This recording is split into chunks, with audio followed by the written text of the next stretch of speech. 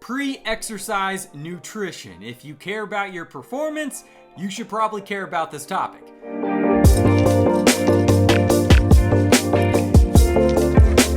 Welcome back to Inc. Nutrition. My name is Jack, sports dietitian, and today we are continuing our discussion, our series on sports nutrition. Last week, we talked about macronutrients. This week, we're diving into nutrient timing, and specifically, we're going to talk about pre-exercise nutrition. Whether you are an elite athlete looking to optimize your performance or a casual exerciser just trying to get the most out of your workout, if you pay attention to what you have before physical activity, it will make a difference. Why? Because doing so will, one, provide you with more energy and stamina throughout your exercise. Two, prevent any GI symptoms or discomforts, that may impair performance. And three, it will allow you to maximize muscular adaptations to exercise. In other words, take advantage of your workouts to become stronger, faster, or achieve any other desirable goal. Keep in mind that all the recommendations I give today are for general use.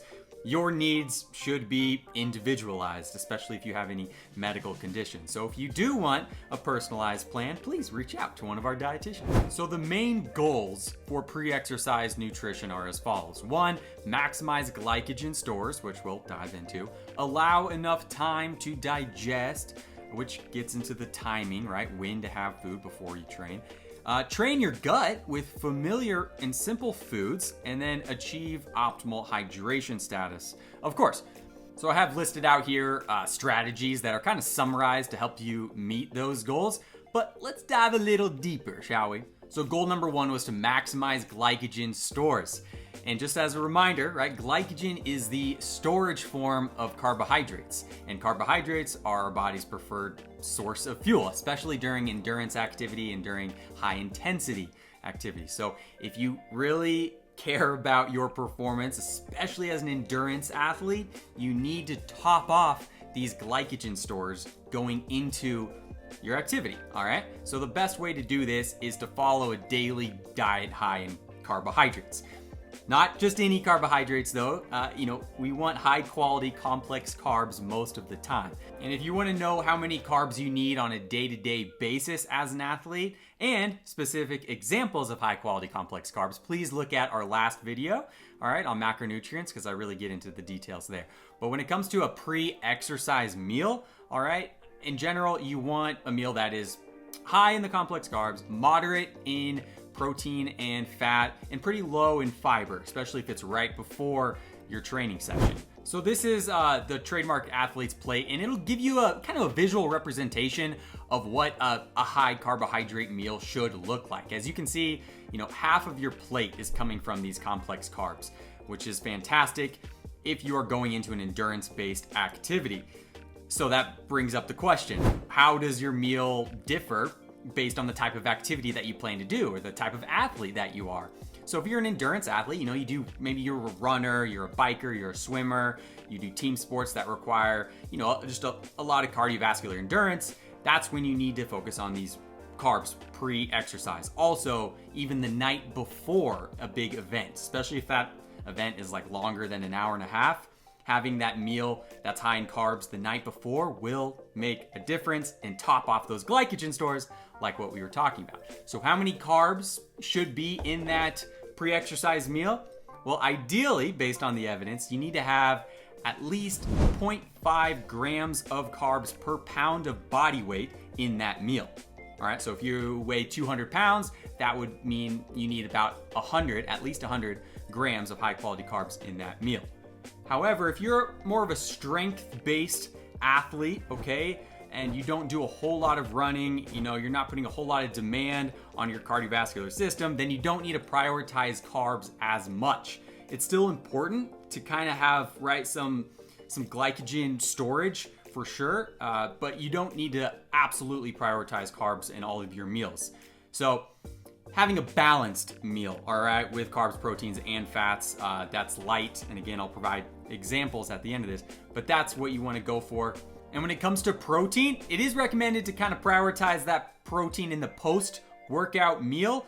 However, if you're in a situation where you know that you're not going to be able to get a balanced meal that's high in protein after your workout, then you should have some protein in your pre-exercise meal.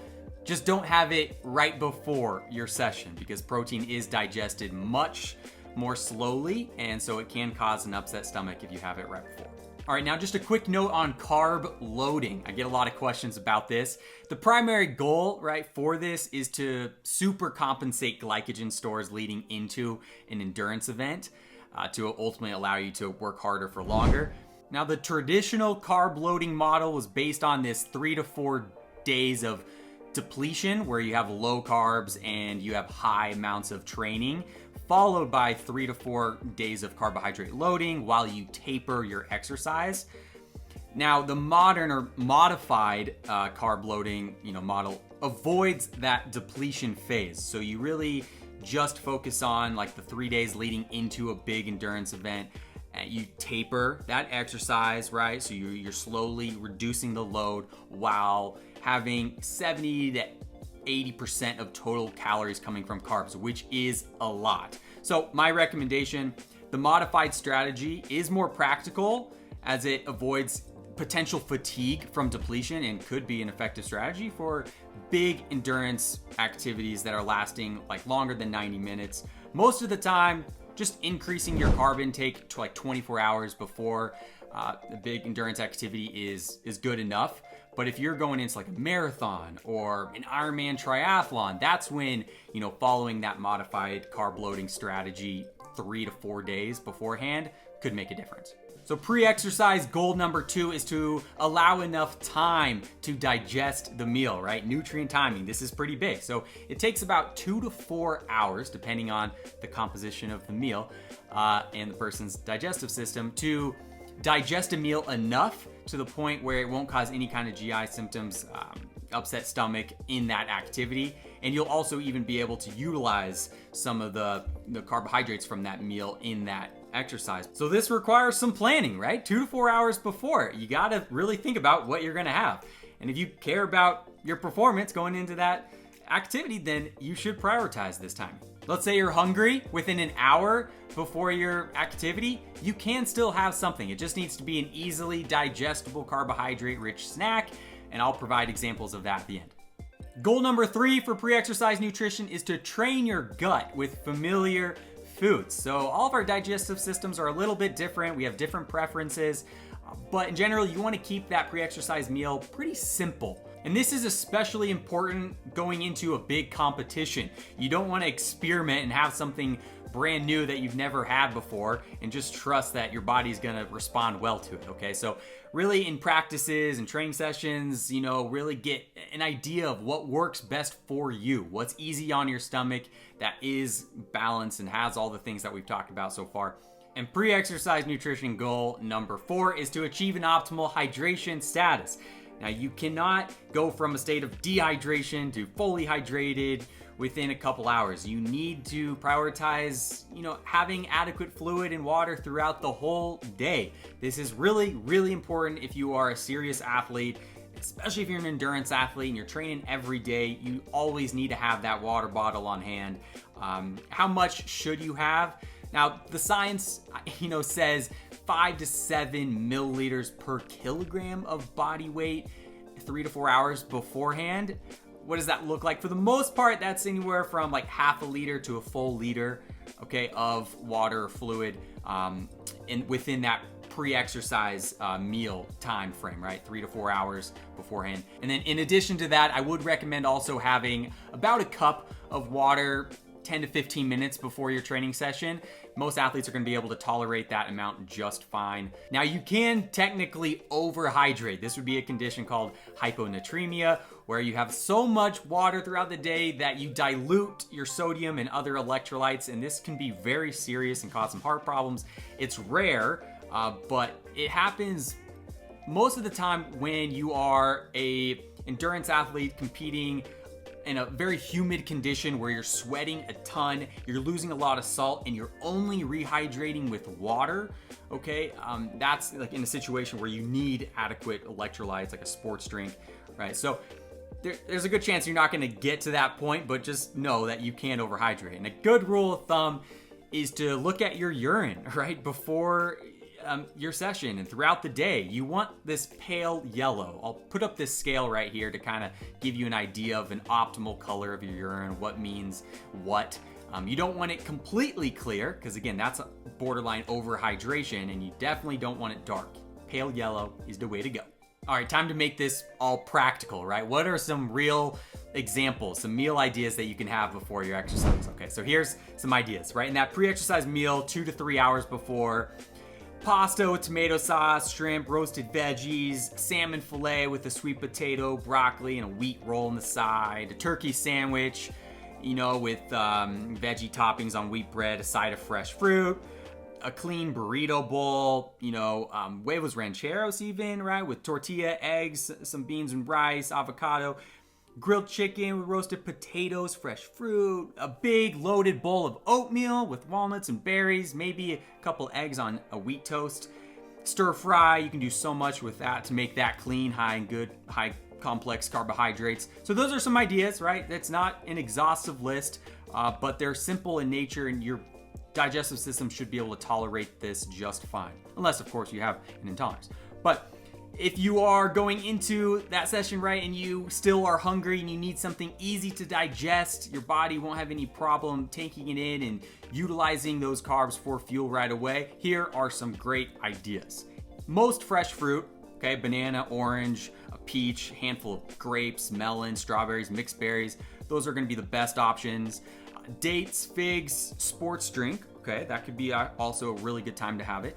Not too much though. Half of PB&J on white bread, okay, so this is when you want to have something on white bread rather than wheat, because that white bread is broken down more easily and it can be used as fuel in a more efficient way. Toast with jam, peanut butter, banana, honey, crackers, and a little bit of hummus. Fig bars, energy chews, small smoothie, a small oatmeal bowl, baked potato, pretzels, applesauce. Okay, these are all great options. Now, there are some things that you should limit, right, 4 hours before exercise. Excessive dairy, okay, milk, yogurt, cheese, these things are digested very slow and can cause an upset stomach if you have it too close leading into that training. Greasy foods, burgers, fries, pizza. You don't have to avoid these entirely in your diet, but definitely before you exercise, I would stay away from them. In addition to high fat foods, creamy dressings, excessive oil, excessive butter, fried foods, pretty obvious, but definitely still important to point out. Excessive sweets too. So you can have some simple carbs right before your session, like, the applesauce, the fruit, the pretzels. But if you have too much, like too many cookies or cakes or candy, that is not ideal. Beverages, stay away from the soft drinks, energy drinks. You can have some coffee and tea, but don't overdo it, especially because of the diuretic effect that coffee and tea can have. It can actually dehydrate you if you don't have enough water with it. Whew. Okay, that was a lot of information, but I hope it was helpful. So in summary, as an athlete, you should be following a daily diet high in carbohydrates. This is especially important if you are an endurance athlete. Try not to go more than 4 hours between meals. In that case, the night before and 2 to 3 hours beforehand, you want to focus on a meal that's high in complex carbs and moderate in protein and fat. If you're still hungry going into that, 30 minutes to an hour beforehand, choose a light and easy to digest snack, and then always stay properly hydrated throughout the day. Don't wait until the last minute to chug all your water. Thank you all so much for watching this part 2 in the sports nutrition series. We talked about pre-exercise nutrition. Next week, we will get into post-exercise nutrition. Talk about recovery meals. What does an ideal recovery meal look like? And what are the benefits of having that meal? So again, my name is Jack O'Connor. I am a sports dietitian with Inc. Nutrition, where we're all about mind, body, and food. We help translate the science of nutrition to help you improve your health. Please like, comment, subscribe for videos every Wednesday. And if you want to know anything about in the world of nutrition, just drop in the comment below. Thank you so much. Have a wonderful, wonderful day. Bye. God, dehydrated myself. Need to listen to my own advice. Carbohydrate loading! So it takes about 2 to 4 minutes for the body to digest it. 2 to 4 hours. 5 to 7 milliliters per kilogram of body weight 4 hours before exercise. That is just, I love research, but let's be more practical, shall we? Like with that pre-exercise meal, just have 16 to 20 ounces of fluid.